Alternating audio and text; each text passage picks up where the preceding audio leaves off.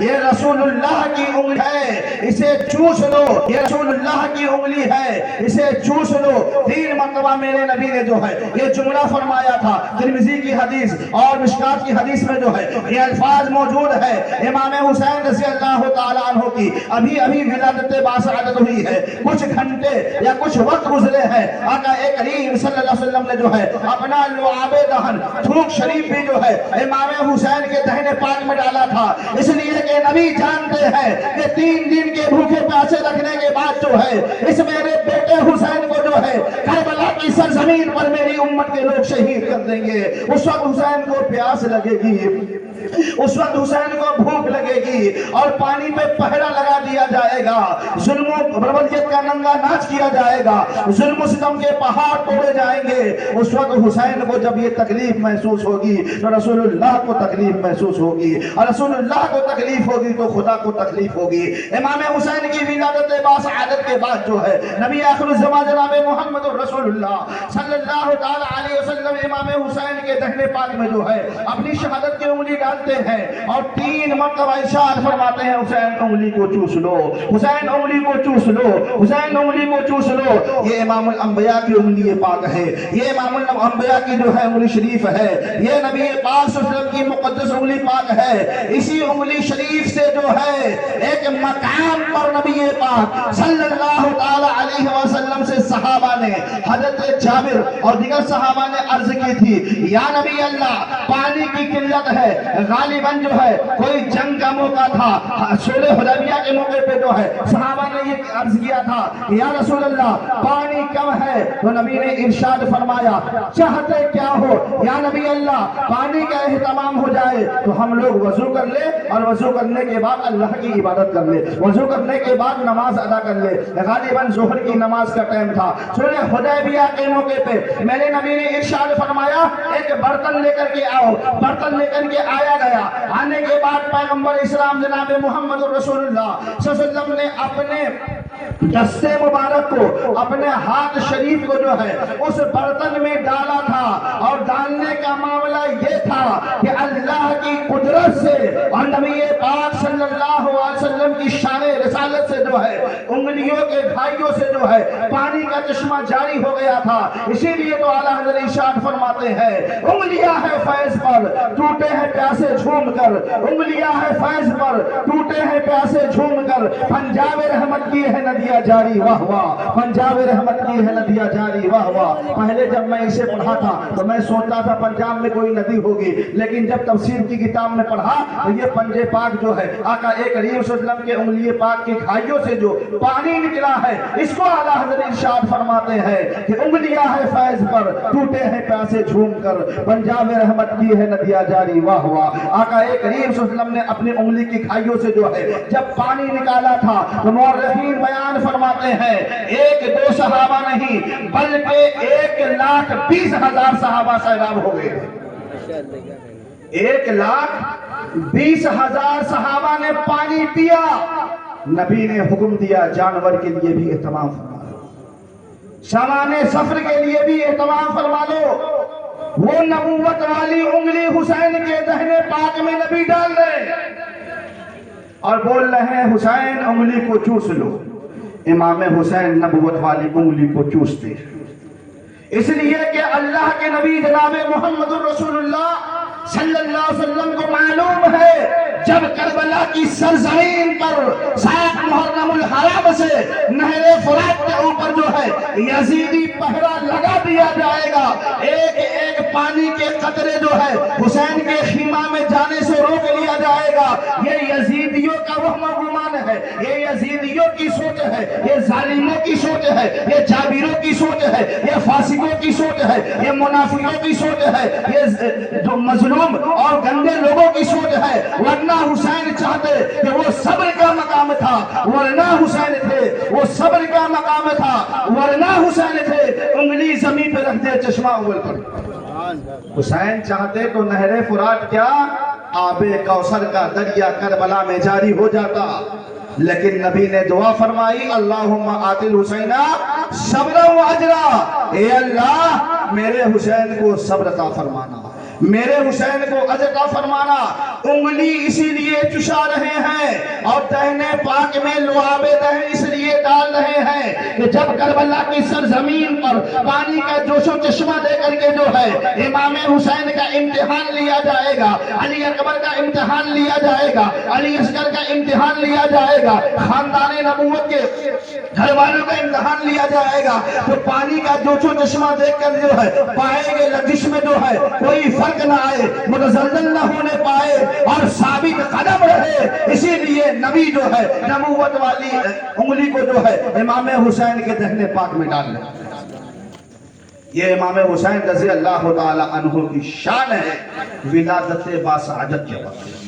اب آئیے آپ کے بچپن کا زمانہ گزرتا ہے، اب 3-4 فضیلت امام حسین کے بچپن کی بتاتے ہیں، اس سے پہلے اہل محبت کی بات کرتے ہیں۔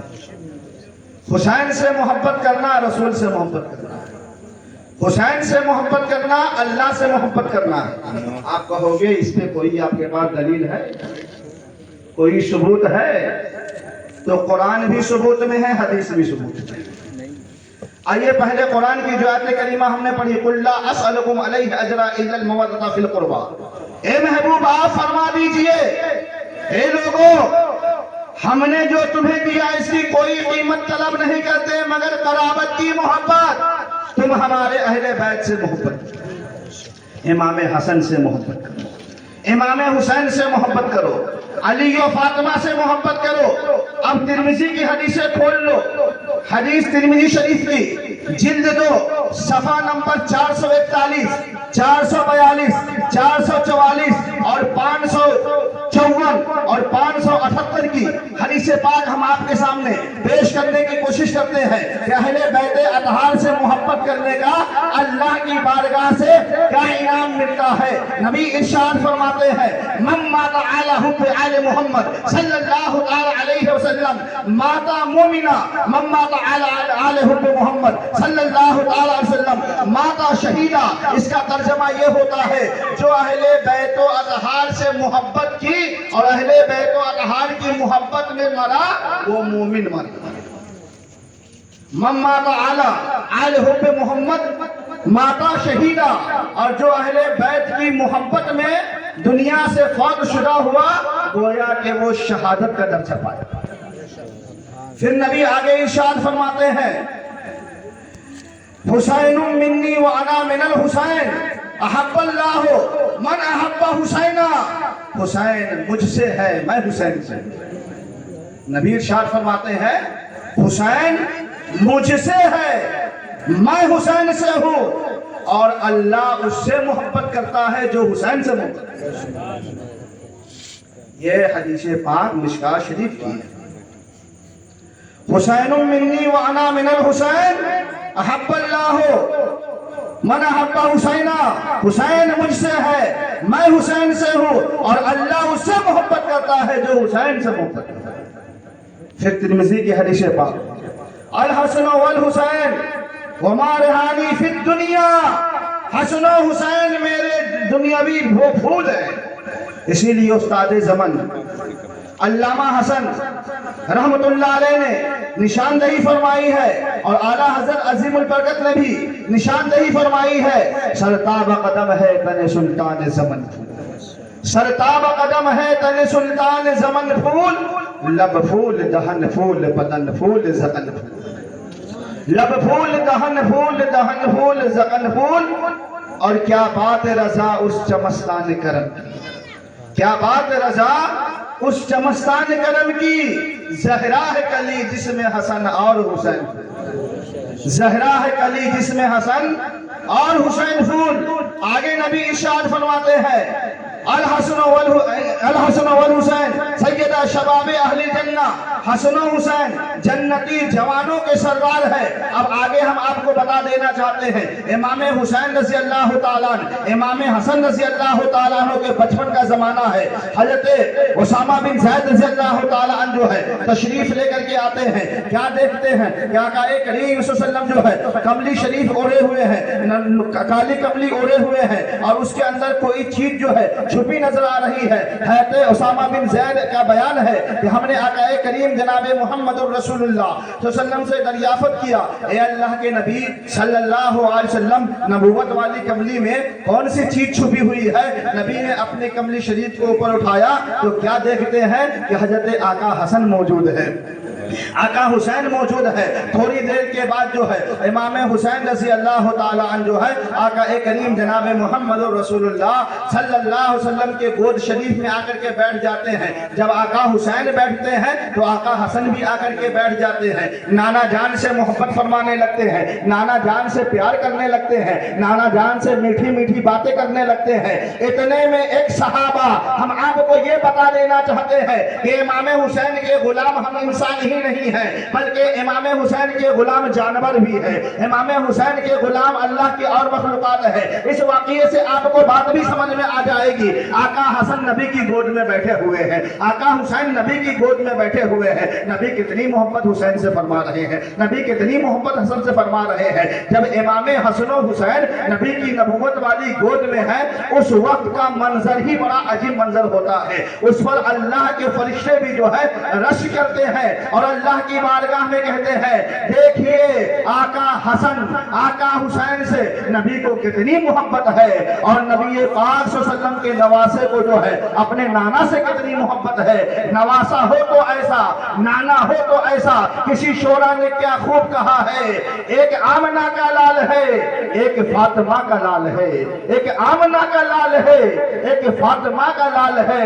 نانا بھی بے مثال ہے، نواسا بھی بے مثال ہے، نانا بھی بے مثال ہے، نواسا بھی بے مثال ہے۔ ایک سیکنڈ معلوم اور میں بھی تقریر کروں۔ درود شریف پڑھیے، اللہم صلی علی سیدنا نبینا حبیبنا شفیعنا بارک وسلم، صلاۃ و سلام علیک یا نبی اللہ صلی اللہ تعالی علیہ وآلہ وسلم۔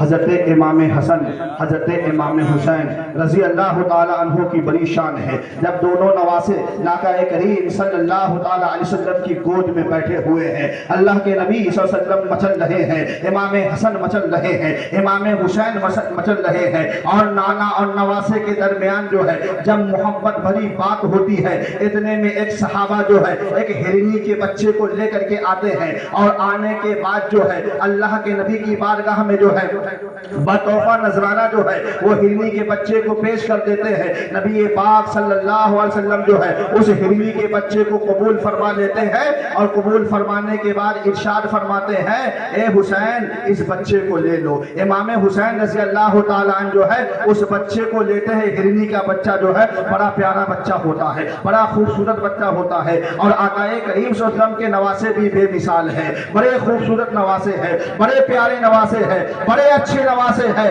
بڑے بہتر نواسے ہیں۔ ایسا نواسا جس نے بچپن میں نانا سے وعدہ کیا، کربلا میں وعدہ کو وفا کر دیا۔ جس نے اپنے نانا سے بچپن میں وعدہ کیا، کربلا میں پہنچ کے وعدہ کو نبھایا، اور ایسا وعدہ نبھایا ہے، ایسا وعدہ نبھایا ہے کہ صبح قیامت تک آنے والی نسل جو ہے اس کی مثال پیش نہیں کر سکتی ہے۔ صبح قیامت آنے والی نسل جو ہے اس کی مثال پیش نہیں کر سکتی ہے۔